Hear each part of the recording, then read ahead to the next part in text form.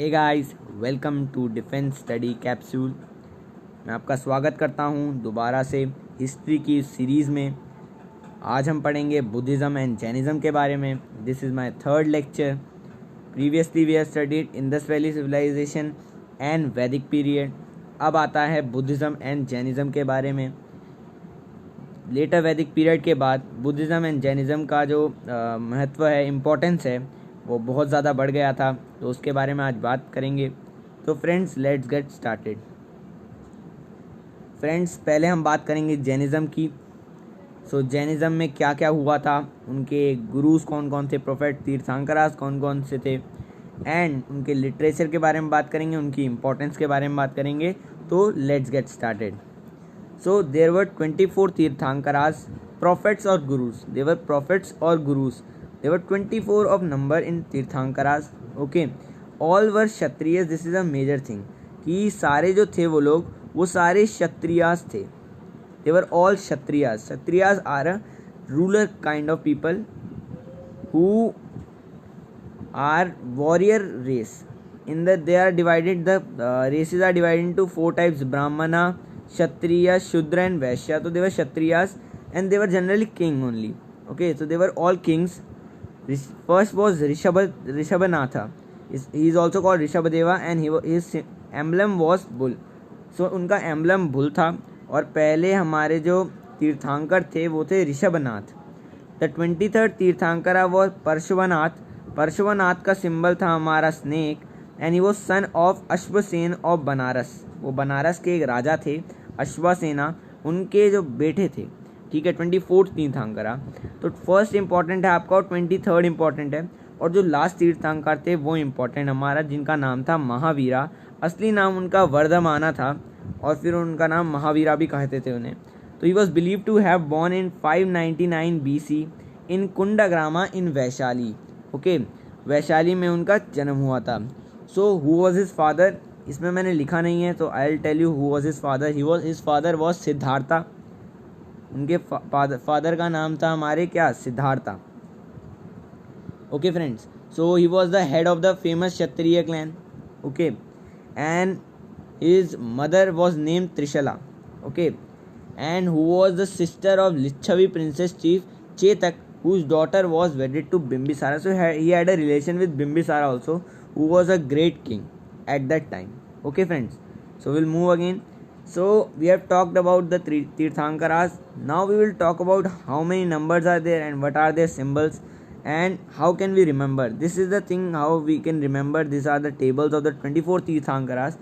जो 24 तीर्थंकर हैं हमारे जैनिज्म में, उनके बारे में सब लिखा हुआ है यहाँ पे। सो पहले हमारे ऋषभ देव थे, ये इंपॉर्टेंट है, उनका सिंबल था बुल। ठीक है, 23rd इंपॉर्टेंट है हमारे पार्श्वनाथ, जिनका था सरपेंट यानी कि स्नेक। और 24th इंपॉर्टेंट है महावीर स्वामी, जिनका सिंबल था लायन। आप और सारे भी पढ़ सकते हैं, इंपॉर्टेंट सारे ही हैं। मतलब एनडी के एग्ज़ाम में generally 23rd, 1st and 24th तीर्थंकर से ही क्वेश्चन आते हैं, इनके सिंबल पूछ लेंगे। सो ये आप याद कर सकते हैं। आगे बढ़ते हैं। So the 24th and the last tirthankar was Vardhaman Mahavira. We all know he was born in Kundagram. Okay, it is a district near Muzaffarpur in Bihar in 599 BC. Okay, he was born in 599 BC. His father Siddhartha was the head of the Natrika clan. Okay, his mother was Trishala, we have read, sister of the Lichavi Princess Chetak of Vaishali. So he was related to Bimbisara. I have told you that at 30, in the age of 30 years, he after his death of his parents died. उसके parents की death हो गई थी। उनके parent कौन थे, Siddhartha and Trishala, उनकी death हो गई थी। और वो बन गए एक एसेटिक का मतलब क्या होता है, एक साधु। वो एक साधु बन गए थे और उन्होंने सारी मोह माया का त्याग कर दिया था। In the 13th year of asceticism, on the 10th of Vaishakha एक टाइप का मंथ होता है, outside the town of Rimbigrama भी एक इम्पॉर्टेंट टाउन है, ये आ सकता है, जे साइलेंट है, रिम्बिग्रामा कहते हैं इसे। He attend supreme knowledge that is called in Jainism kaivalya कहते थे, ये भी आ सकता है। What was supreme knowledge in Jainism called, it is called kaivalya. From now on he was called Jaina now after he got kaivalya he was called जैना, उसे जैना बुलाते थे या जितेंद्रिया भी बुलाते थे, ठीक है, एंड महावीरा। और उनके फॉलोअर्स को क्या कहते थे, उनके फॉलोअर्स को जैन कहते थे। तो आपको पता लग गया कि जैनिज़्म में जैन का नाम कैसे पड़ा, तो उन्हें जैना कहते थे, इसलिए उनके जो फॉलोअर्स थे उन्हें हम जैन्स बुलाते हैं। Okay friends, let's move on. So there are 5 vows in Jainism, 5 vows of Jainism में 5 rules generally.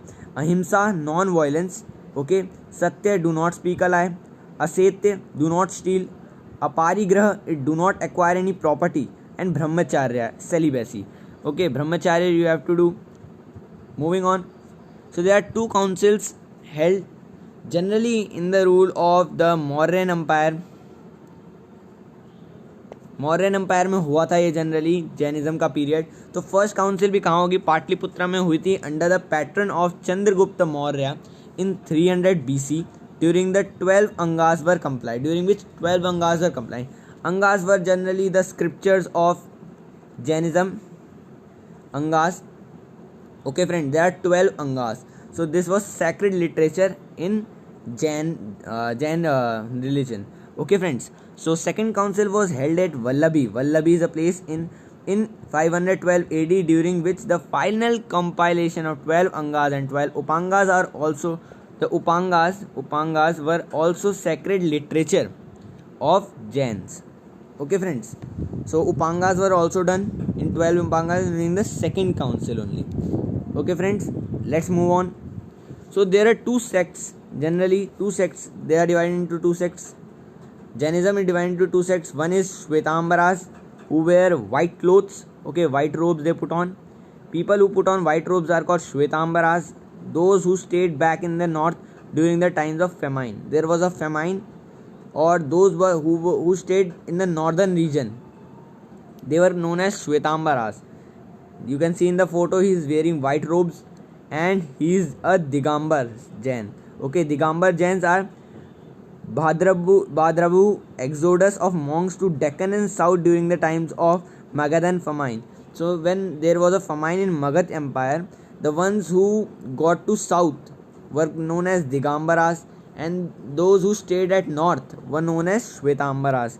They have a naked attire. They do not wear any cloth. Okay, this is the main difference between Shwetambaras and Digambaras. Let's move on. So we will talk about Jain literature now. Okay, now Jain literature use Prakrit. They use the language which they use is Prakrit. Okay, this can be asked, ये आ सकता है NDA के exam में, generally आ सकता है कि कौन सी language में जैन लिटरेचर लिखे गए हैं. So it is type of Jain literature only, ठीक है, which is a common language of people then using Sanskrit. In this way Jainism reach far and wide through people. Okay, so literary works are Angas, Upangas, Parikramas, Chedas Sutras, Mulas Sutras, Sutra Granthas. Part of Sangam literature also attributed to जो Sangam literature है, that is also included in the Jain literature only. Okay friends, so this is the end of Jain literature and all about Jainism. I have told you everything that can be asked in the NDA examination. Okay friends, now we will talk about how Buddhism originated after Jainism. So there was Jainism and they both were called reformers. Buddhism and Jainism were reforming religions. The Brahminical religion during the later Vedic period, this was a transition from the Brahminical religion to Jainism and Buddhism, which were new to the religion sect. Okay, so we will study about the transition. In 700 BCE, we know that 599 BCE Mahavira was born. Okay, Mahavira was born in 599 BCE, before Christ era. Okay, they had Hindu parents, Kshatriya family, rich and high status, both of them. Left home at 30. He left home at 30. He left at we are talking about Gautam Buddha. He left at 29. So this is a transition. Brahmanical religion. Okay, religion was Brahmanical. Okay, so this was a transition time, you can see.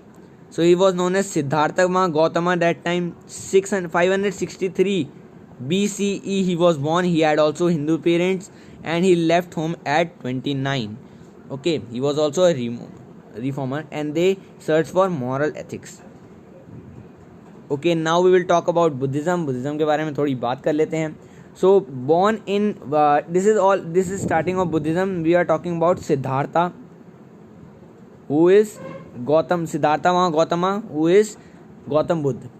Born in 563 BC on Vaishakya Purnima day at Lumbini near Kapilvastu. He was born near Kapilvastu in Lumbini in Nepal. He was born in Nepal only.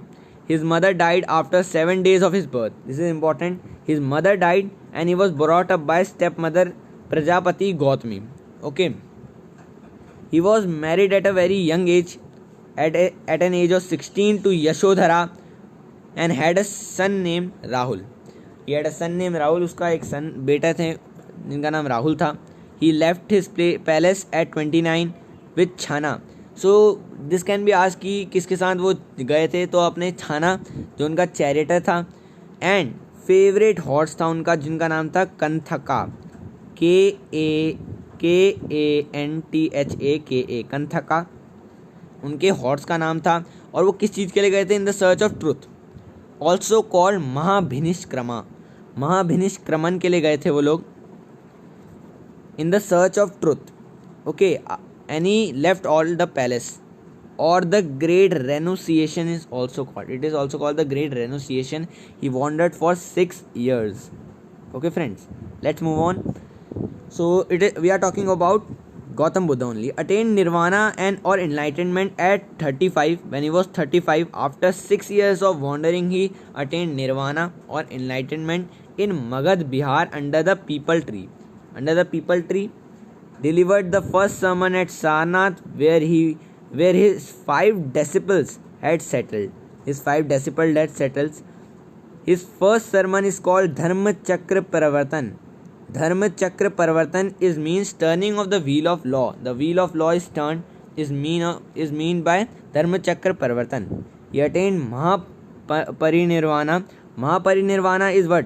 Is ultimate death at Kushinagar in 483 BC at an age of 80 years. So this is very important. Mahaparinirvana is what?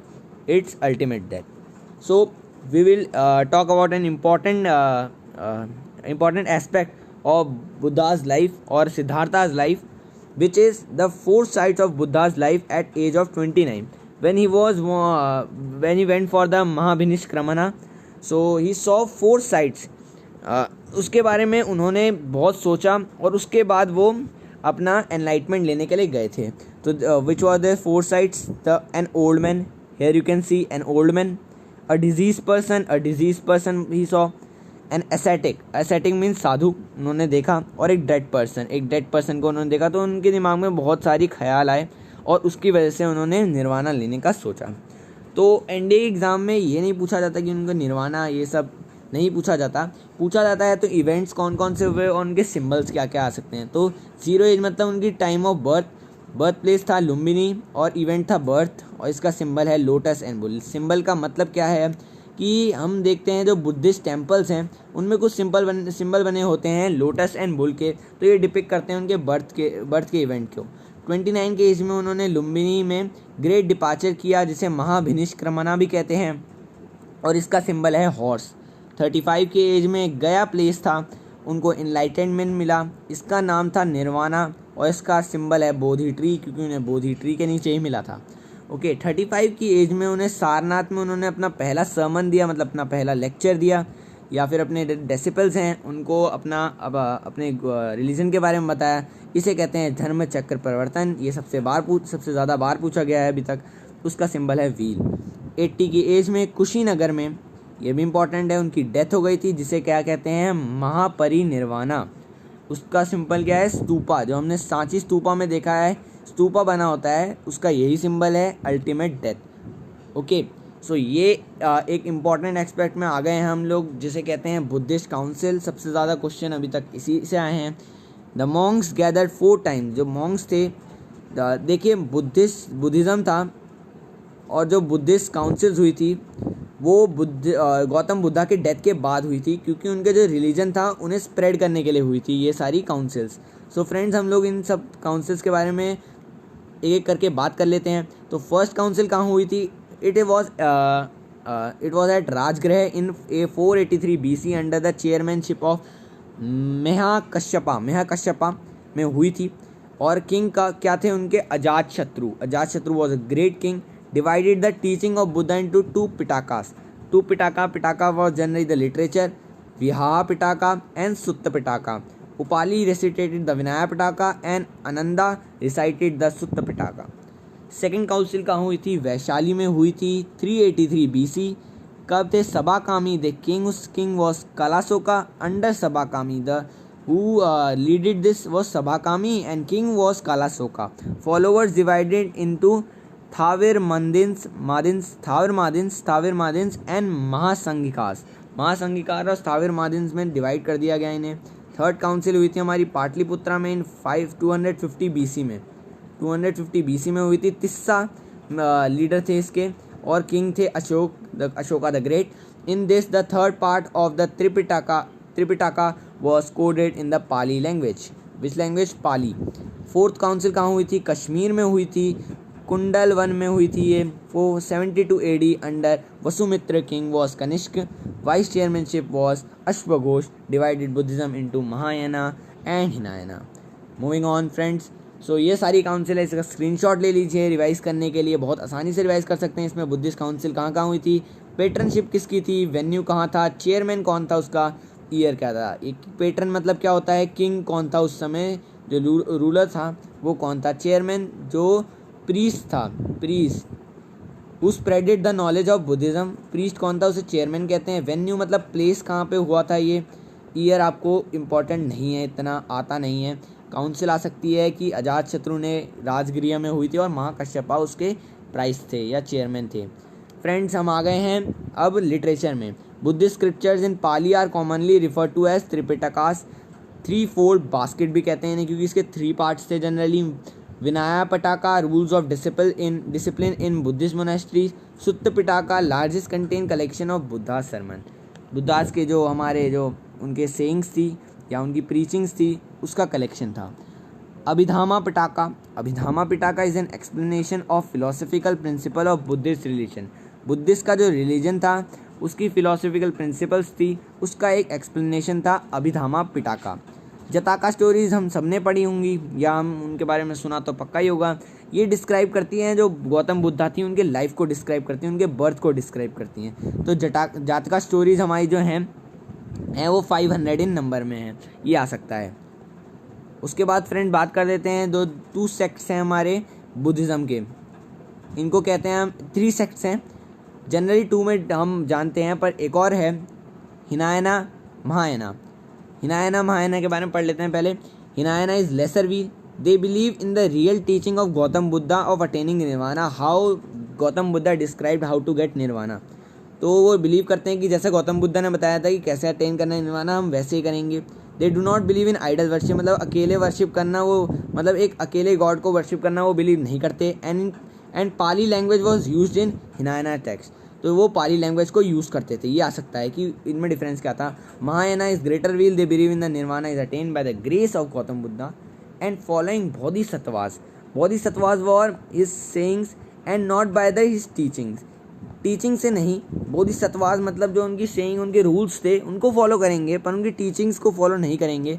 और ये nirvana depend करता है उनकी grace पे कि वो हमें देते हैं कि नहीं, ठीक है, वो हमारे उनके आशीर्वाद पे डिपेंड करता है, ना कि उनके टीचिंग्स को फॉलो करना या उनको बिलीव करना।